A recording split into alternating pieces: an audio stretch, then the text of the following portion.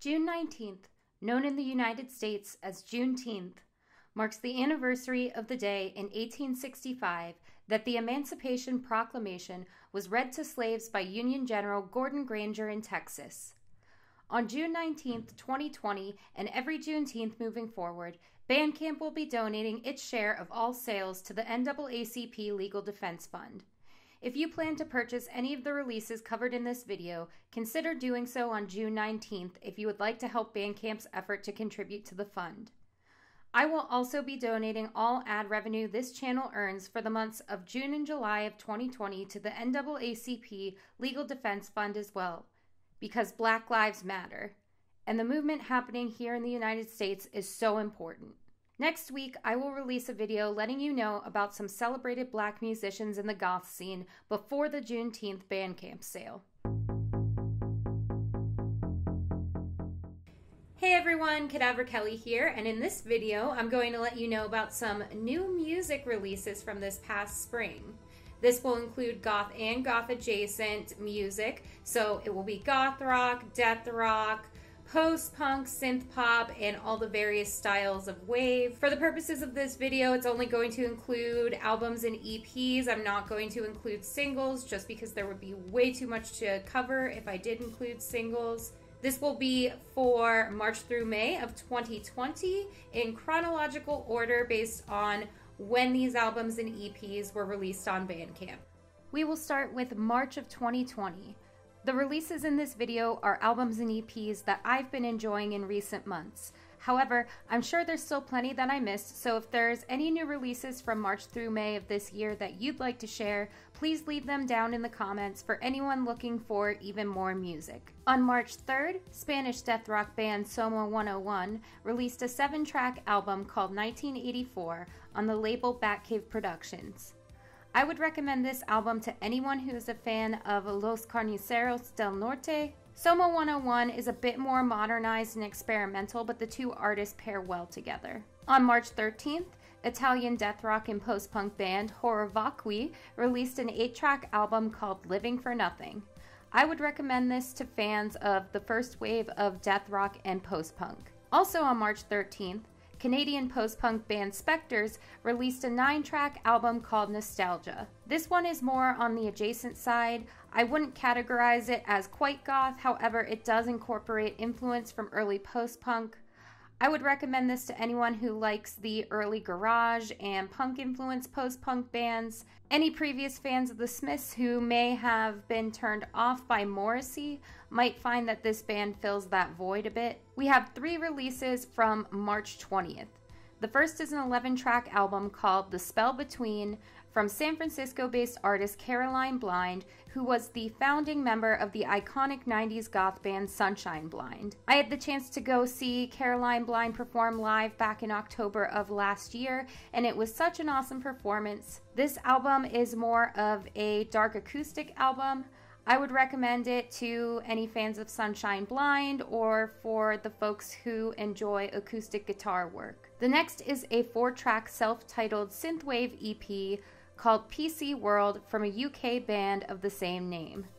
This was released in the UK last year but has now been released on Cincinnati, Ohio-based American DIY record label Wasted Tapes. This one is a little more synthwave or even EBM sounding, so it may appeal to any fans of more electronic-based genres. I'm not always a big fan of EBM and the heavier electronic genres, but this one was synthwave enough that I really enjoyed it. Still on March 20th, Italian darkwave band Clone Culture released an 11-track album called Innocence. This one leans a little more on the post-punk side of darkwave, so if you're into modern post-punk and darkwave, this may be an album for you. On March 21st, Louisville-based death rock and goth rock band The Kentucky Vampires released an 11-track album called Crimson Curse. I would recommend this album to fans of 90s goth rock and 2000s death rock. Also on March 21st, Polish dark electronic band MINOAR released a 5-track EP called Burial. This EP is an experimental mix of sounds that includes darkwave, ethereal, electro, and synthwave elements. It's a pretty interesting mix, so I would probably recommend it to anyone who likes electronic-based genres. On March 24th, Georgia-based death rock band Tears for the Dying released an 8-track album called Memories. I love Tears for the Dying. Their sound is almost like if Riot Grrrl went death rock. This is a really great album. If you're into death rock or dark punk, give it a listen. On March 26th, Russian cold wave band Byronic released a 4-track EP called Sreди. This one leans more post-punk than it does electronic. If you're into Russian post-punk, give it a try. On March 27th, Oakland, California-based death rock band Mystic Priestess released a 6-track EP called PTP Sessions. This is an anarcho death rock band, and they kind of blend elements of death rock, post-punk, dark wave, and anarcho-punk while maintaining the overall death rock genre sound. I would recommend this to overall fans of death rock and dark punk. On March 28th, LA-based dark wave artist Qyburn released an 8-track album called The Crying Heart. This album is completely instrumental and is a very immersive and experimental mix of wave sounds. This album is great for just decompressing at home as it has a very meditative quality to it. On March 29th, Russian cold wave band Nauchnyy Sotrudnik released an 8-track album called Serodsky Sayuts. This one is a little more on the electronic side of Russian cold wave with a lot of interesting synth work and drum machine. On March 31st, German death rock band Gesture released a 6-track EP called Two Tape. This is a really cool album. I would recommend it to any death rock fans and especially fans of 45 Grave because the vocalist reminds me a little bit of Dinah Cancer in sound. On to April of 2020. On April 3rd, Ukrainian cold wave band Icy Men released a 12-track album called Low Light. This is a really well-mixed combination of post-punk and dark wave elements. I can't say enough good things about the production mixing on this album. If you're into post-punk or dark wave, definitely check it out. Also on April 3rd, Seattle dark wave band HALLOWS released a 5-track EP called Subtle. If you're into that goth wave or post-punk based dark wave sound, this album may be for you. The third release on April 3rd was a 3-track EP called Lonesome from LA-based death rock artist RESTWELL. This album kind of borders between death rock and post-punk, so I would recommend this to fans of both of those styles. On April 4th, Mexican death rock band Skeletal released a 4-track album called Suceros de Cementerios. This is a really cool experimental death rock band that incorporates a lot of dark wave and synthwave sounds into the mix. I would recommend this to fans of modern death rock. On April 10th, Greek goth rock band The Black Capes released a 10-track album called Lullabies for the Dead. This one definitely leans on the harder side of goth rock, so fans of 90s goth rock would probably enjoy this one. Also, if you're a fan of Sans Sombra, you might enjoy this band as well.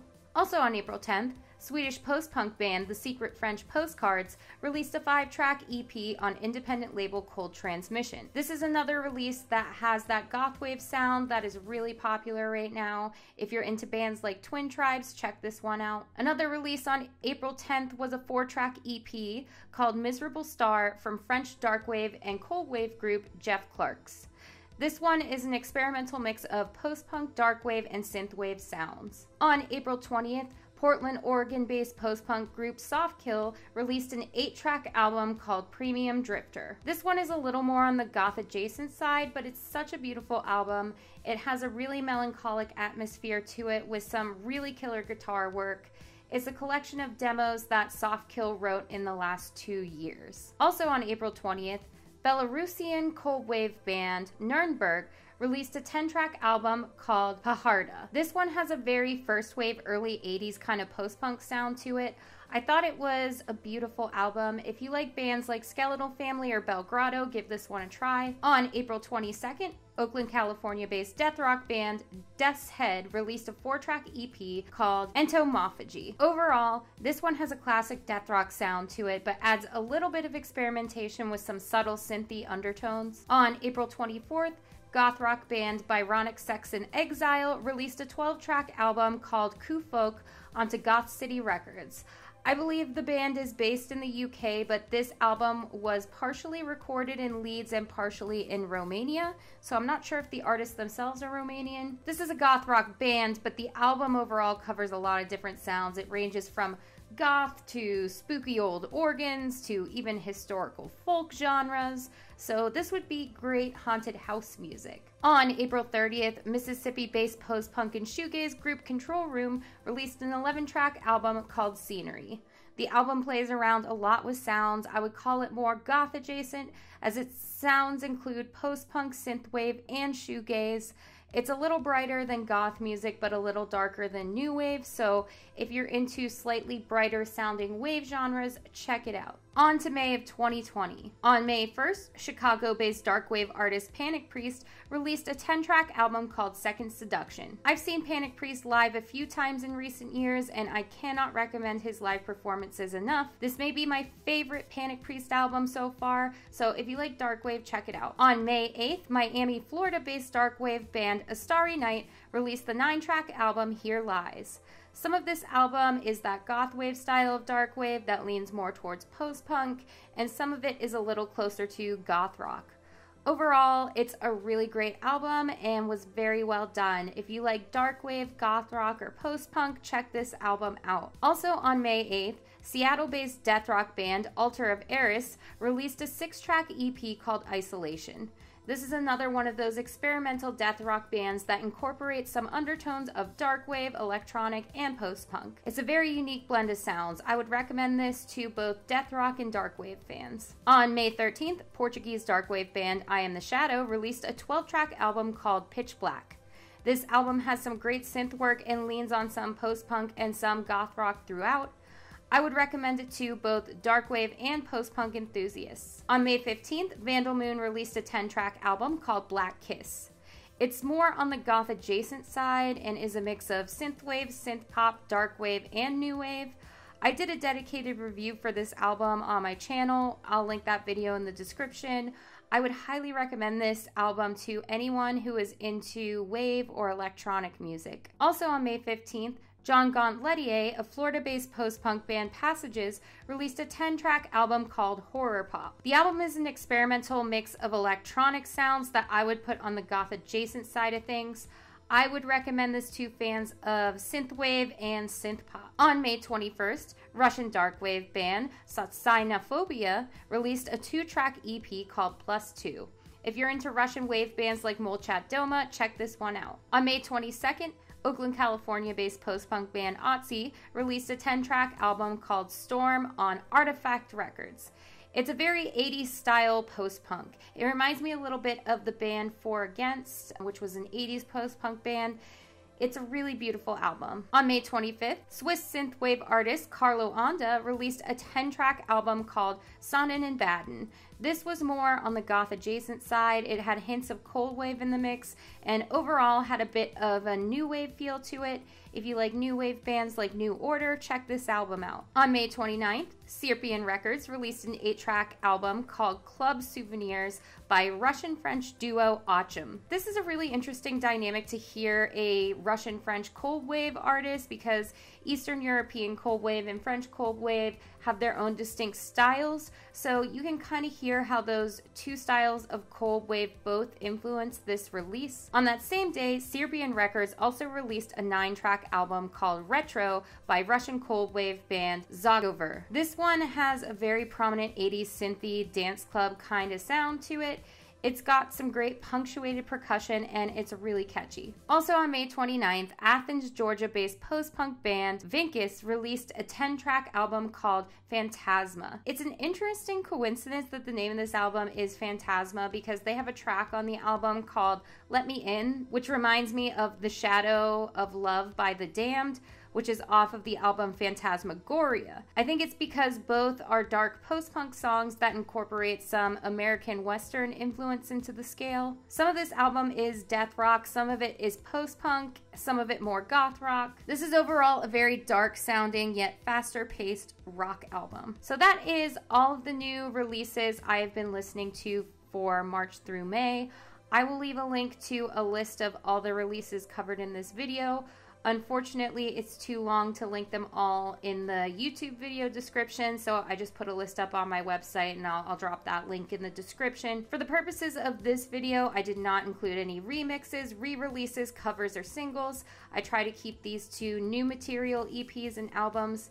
If you have any releases from March through May that you would like to share, please leave them in the comments below. I will do another one of these videos for June through August once summer is over. Just a reminder that if you plan to buy any of these albums or any merch from the bands, consider doing so on June 19th because Bandcamp will be donating their share of the sale to the NAACP Legal Defense Fund. If you don't have the money to buy music or donate to the cause right now, share out the information on social media because that helps get the word out. I'll include some links you can share in the description for this video on what Bandcamp is doing and a direct link to the NAACP Legal Defense Fund. Thank you all so much for watching and look out for one another.